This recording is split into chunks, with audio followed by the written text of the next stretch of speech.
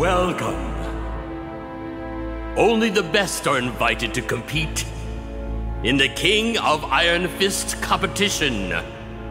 One of you will rise to be the best of the best. Ja bih htio nešto reći. Ovo je prefora!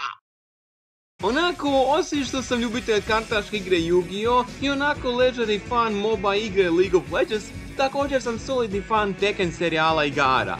Igrao sam nekada prije treći nastavak i stalno sam volio isprobati neke poteze na nekim meni dragim likovima i uvijek me zanimalo što bi bilo da se to adaptira u seriju. Da se onda i drugi upoznaju sa igrom budući da je najnoviji Tekken 7 dostupan na svakoj platformi. I evo ga, prva vjerna adaptacija igre, nazvana Bloodline, koja će nam ispričati neke zanimljive priče o određenih likova koji su povezani sa mišima obitelji. Ili je to, ili ćemo dobiti neke priče koje nam daju. I prva priča se fokusira oko Džina koji je u trećem nastavku bio zamjena za Kazuju.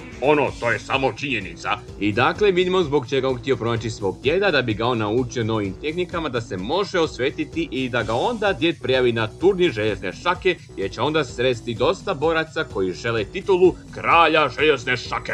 Standard, jer takav vam je Tekken. No, što bih ja rekao za seriju? Jednostavno, predobro. Jest da animacija dosta onako u nekim dijelima usporeda, jer svi likovi su CG modeli, što i razumijem, ne treba prinijeti sve te pokrete iz video igre u seriju, što su gospoda i napravili. Sve pokrete koje izvode likovi u seriji su mogući u samoj igri, tako da ako vas zanima nešto o Tekken priči, onda pogledajte seriju i željno iščekujte što nas čeka u sljedećoj sezoni. She doesn't look too dangerous. She's literally a hired killer. That's what she does for a living. It's gonna be so disappointing for her when she's defeated by a high school kid, huh? Ne želim izgubiti još kojeg prijatelja. Nećeš. Ma daj, mi smo gospodari svemira. Što se može dogoditi? Jel moglo biti bolje finale? Nova sezona Himena je vani i bome nije razočarala. Napravila je finale koje je fakat bilo napeto i jednostavno davao smješak na moje lice. No uglavnom, priča se nastavlja tamo gdje je sezona 2 stala.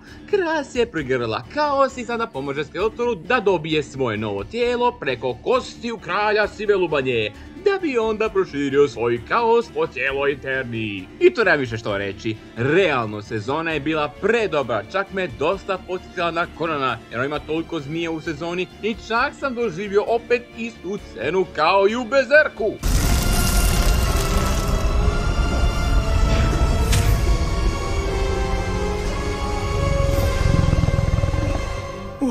Deja vu, I just been in this place before. Higher on the street and I know it's my time to go. Ako ovo nije ono što će reći, gledaj me, ne znam što će. Uglavnom, nova sezona je odlična i ako već niste, idite gledati. Ovo je kaos. Ovo je moj brat učinio.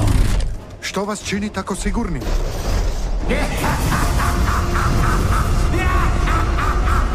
Kontekst. Kao i uvek, lajkujte i zapratite nas. Reci mi, Maxi, poželiš li ikad biti gusar? Znaš da to nikad ne poželim. Pa ostvarit će se svi tvoji snovi o odvažnim zgodama, jer krećemo u morsku pustolovinu! Bože, kakve su ove epizode! Druga sezona Cuphead Showa je izašla i bome je bila odlična. Čak su neke epizode trajale duže od 10 minuta. I čak smo vidjeli dosta različitih likova iz video igre, barem na trenutak. A i pri tome ova sezona je znala način da me nasmije. Što reći, odličan posao Cuphead Show. Ako još niste, onda hitro Netflix gledati ovaj vrlo dobar show i da također hrvatska sinkronizacija za svaku pohvalu. Otac mi je mornar, a riba moja majka. To vam možda zvuči kao prava bajka.